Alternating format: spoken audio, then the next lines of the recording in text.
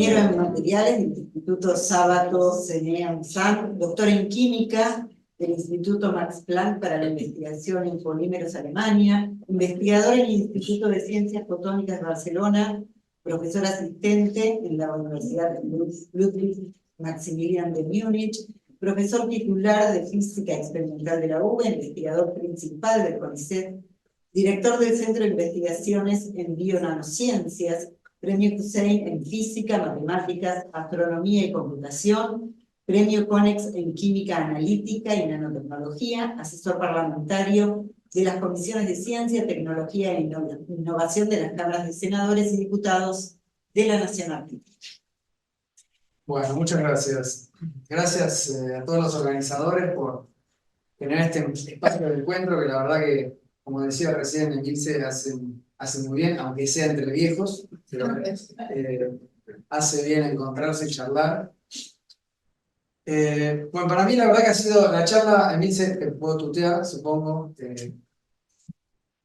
Ha sido maravillosa tu charla, muy inspiradora y a mí, bueno, tus palabras me resuenan en un montón de dimensiones y me cuesta de verdad ordenarlas para hacerte una o dos preguntas. Yo quisiera volver a los conceptos principales que vos planteaste y vincularlo con la inteligencia artificial, que era un poco el leitmotiv de esta reunión. Vos hablaste muy bien de que la sociedad hoy está siendo cada vez más dividida, que es muy difícil organizar a la comunidad. También hablaste recién de los jóvenes, de cómo están aislados, de cómo están deslocalizados. Y también hablaste de cómo se pasa de creencias a credulidad. En lo que se ve hoy en toda la comunicación y el desarrollo de las redes sociales, cómo hay un fomento muy intenso del pensamiento mágico y de creer en soluciones mágicas e individuales. En todos estos aspectos que vos mencionaste, la inteligencia artificial de hecho juega un rol fundamental, porque es una herramienta que potencia todo esto. La inteligencia artificial es súper efectiva para clasificar personas, para mandarle mensajes individuales, para mandarle las palabras que más le van a afectar para generar un comportamiento del otro. O sea, es ideal para dividir. Es ideal también para mantener a la gente entretenida con pensamientos mágicos en los que puede creer fácilmente y distraerla de pensamientos verdaderamente profundos. Y también está generando esto que vos recién decías al final. Toda esta manera de hablar, de conversar, de explicar, hoy en los jóvenes no resuena, no funciona.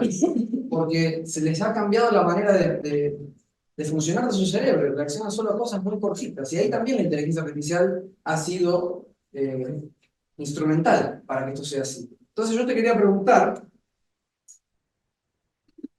vos mencionaste muy bien, ¿no?, que tradicionalmente el trabajo ha sido un elemento organizador de las sociedades. Pero la inteligencia artificial también nos está quitando el trabajo. De hecho, si uno mira de acá al futuro, van a quedar muy pocos empleos en que el ser humano pueda hacer mejor con inteligencia artificial. Incluso trabajos, digamos, de alta formación. De hecho, esos son los que más fácil va a reemplazar.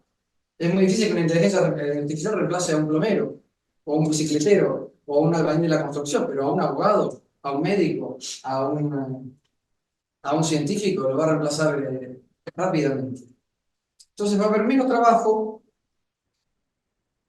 y además de todo, algo que no mencionamos, pero que me parece que es muy importante, la inteligencia artificial es una tecnología disruptiva y el ser humano a lo largo de su desarrollo ha ido delegando en la tecnología capacidades, ¿no? Eso es algo natural que fue ocurriendo a lo largo de nuestra historia.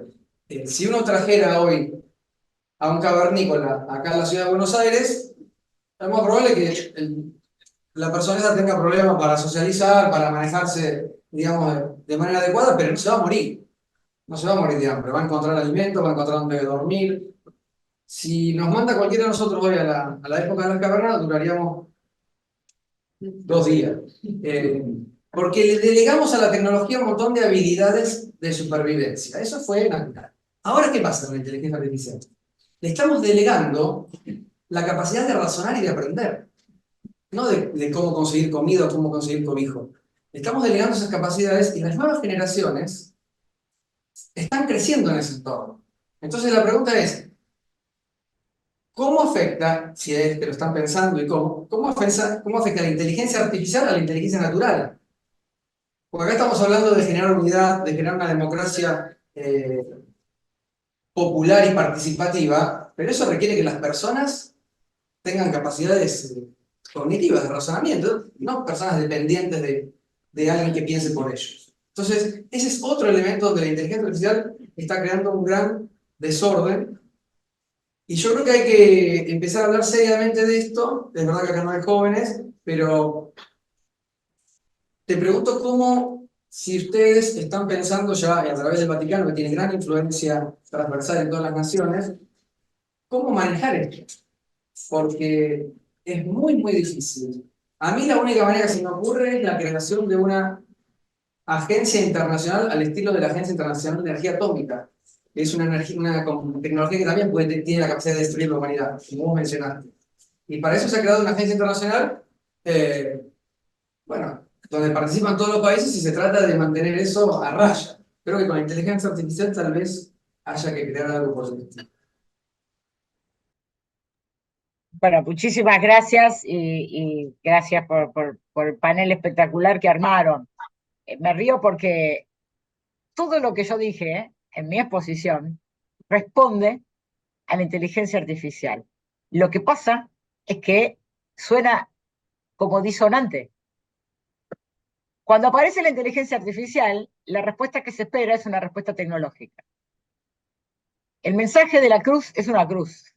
Y San Pablo decía, es blasfemia para los judíos y locura para los griegos.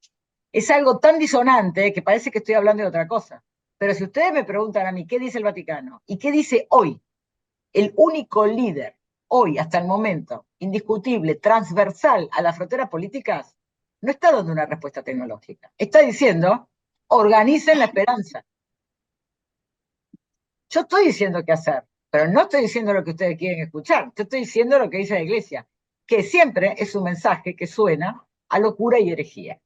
Frente a todo esto, el Papa está diciendo, organicen la esperanza, porque la esperanza de nuestra gente está siendo organizada por pretenciosos deus mortalis.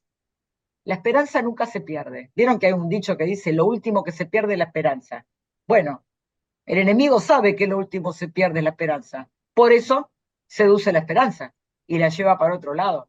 Y el Papa dice, ojo, organicen la esperanza. Porque si logramos recuperar a esas almas tomadas, esas personas son las que pueden poner límites morales a el supuesto atentado que pueda hacer la inteligencia artificial. Pero si eso queda en manos de 4 personas que buscan solamente intereses económicos, esos pretendidos límites morales nunca van a pasar. Para eso necesitamos que el resto de los sectores que están siendo víctimas de ese avance tecnológico sean escuchados en los procesos de toma de decisiones. Y para que eso pase, primero hay que unirse. Y para unirse, primero hay que organizar. Y lo que hay que organizar es la esperanza. Porque mientras nosotros hablamos de estas cosas, hay otros que están mostrando relaciones amorosas increíbles. La están pasando bárbaro, dicho de otra manera. Y nosotros seguimos pidiendo leyes donde necesitamos hábitos y costumbres. Necesitamos restaurar hábitos y costumbres. Sin lazos de confianza, la política democrática no es posible. Rotos los lazos de confianza, solo se garantiza el totalitarismo en cualquiera de sus formas. Entonces, ese totalitarismo que se puede manifestar de muchas maneras, incluso a través de la inteligencia artificial, que finalmente siempre es por intereses económicos, ¿cómo se frena? Bueno, la respuesta del Papa, yo no tengo otra respuesta. Yo puedo dar la respuesta del Papa, que es una respuesta evangélica. Únanse. Miren, yo les voy a contar algo, perdón que insista con esto de la fe, pero hay una parábola en el lenguaje, hay una parábola en el Evangelio, donde un joven rico le va a decir a Jesús qué puede hacer para salvarse, para salvar su vida. Y todo el mundo seguro se acuerda de esto, que le dijo, vendé todos tus bienes y dáselo a los pobres. Y no quiso vender los bienes, entonces. Pero no es eso el centro de la parábola. El centro de la parábola que le dijo, ¿qué puedo hacer para salvar mi vida? Unite. Unite. No entiendo. Bueno, te explico de otra manera. Deja de poner tus intereses en esas cosas, deja todo, dáselos a los pobres. Unite. Y no pudo hacerlo. O sea, lo que salva es la unidad. Para lograr ese límite moral a la inteligencia artificial, hay que unirse. Yo vuelvo a repetir, un autor no canónico, sobre todo para el peronismo, perdonen, pero escribió un libro, que es E.P. Thompson, donde él describe en 900 páginas cómo nace la organización de los trabajadores. Y uno dice, bueno, ¿para qué voy a leer 900 páginas de E.P. Thompson o 900 páginas de Piketty explicando cómo se da la acumulación de la fortuna a través de la lectura de impuestos en 100 años? ¿Sí? Con leer el primer capítulo ya lo entendí. No, no, porque es repetición, repetición, repetición. Tienen que leer las 900 páginas. Tienen que leer los 900 ejemplos hasta que uno entienda en la experiencia. Por eso dije sabor a evangelio. No se puede leer un resumen. Yo no puedo salir a jugar al básquet aprendiéndome el reglamento de básquet. Tengo que practicarlo muchos años. Entonces, esa lectura de casos y casos y casos es una esperanza, porque nos puede mostrar que aún esta inteligencia artificial no necesariamente destruye el trabajo. Lo que pasa con el trabajo, y esto aparece ya en los grupos de futuro del trabajo de la Organización Internacional del Trabajo, es que hay que diferenciar, como diría Hannah Arendt, entre trabajo y labor.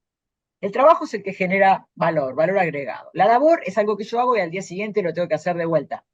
Pero hay labores, hay labores económicas, o sea que yo realizo actividades laborales para vivir.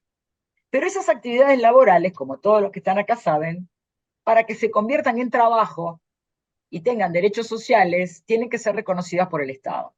Lo que ocurre hoy, que eso que llaman trabajo formal, son las actividades laborales que los estados han reconocido como trabajo.